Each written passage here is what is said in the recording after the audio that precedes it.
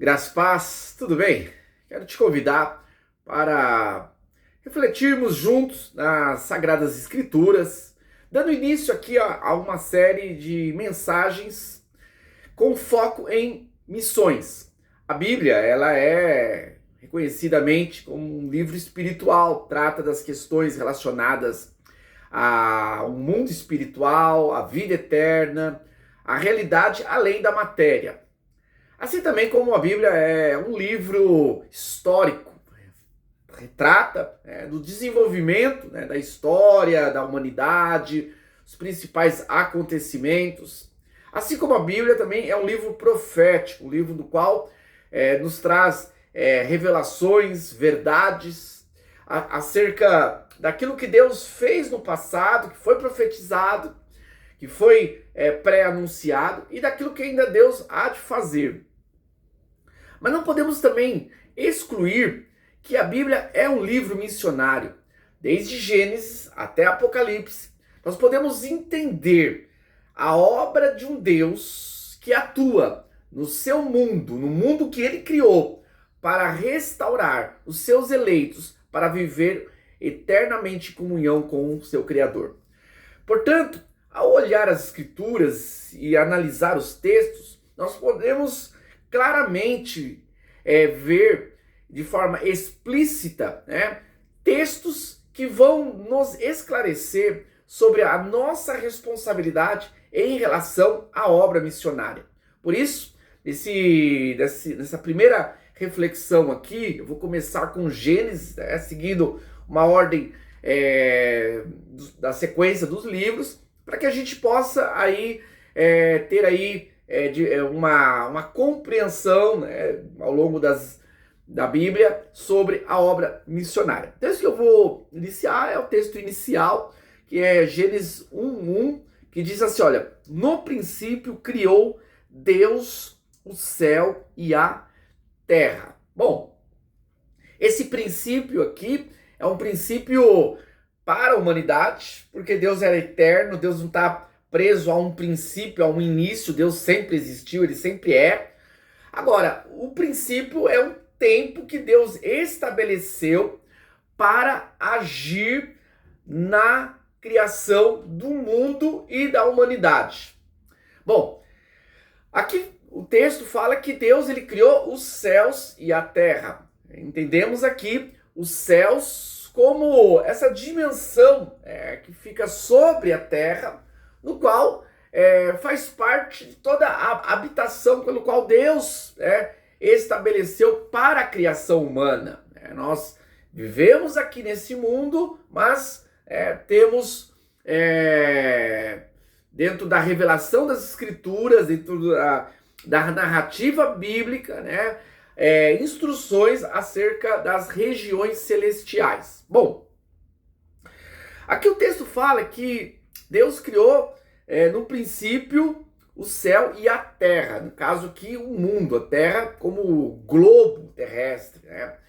Isso é importante nós não perdermos essa ideia, porque assim, hoje, com tantas catástrofes no mundo, com tantas guerras, tantos problemas, é natural que as pessoas elas acabem tendo uma visão negativa do mundo. Existem até nos meios evangélicos aquele conceito de que nós não somos desse mundo, como se Satanás, como se o diabo, as hostes do mal, tivessem o domínio sobre esse mundo. E aí os cristãos, dentro de uma ideia equivocada, ficam enclausurados entre quatro paredes, como se nós precisamos nos afastar desse mundo porque nós não somos desse mundo. E esse mundo pertence a Satanás, ele jaz do maligno, citam até de uma forma equivocada o texto bíblico. Mas vamos entender aqui que mundo, cosmos, como é utilizado principalmente nos textos do Novo Testamento, no grego, ele tem várias definições. Mundo, a gente pode entender o mundo no sentido de realidade pela qual as pessoas vivem. Quando a gente fala assim, em que mundo você vive, né? Ele está falando sobre a realidade, o contexto daquela determinada pessoa, né? Tem um mundo de pessoas, quer dizer, está falando de um ajuntamento, né, de pessoas. E temos a ideia do mundo como humanidade, né, que seria, né, a composição de todas as pessoas que vivem nesse mundo ou que já nasceram, né? E também incluindo os que irão nascer. E temos a ideia de mundo como o globo terrestre, né? A Terra. Nesse caso, nós precisamos entender que Deus, ele é Senhor, tanto daquilo que ele criou, a obra, como da humanidade. Deus é Senhor de toda a humanidade.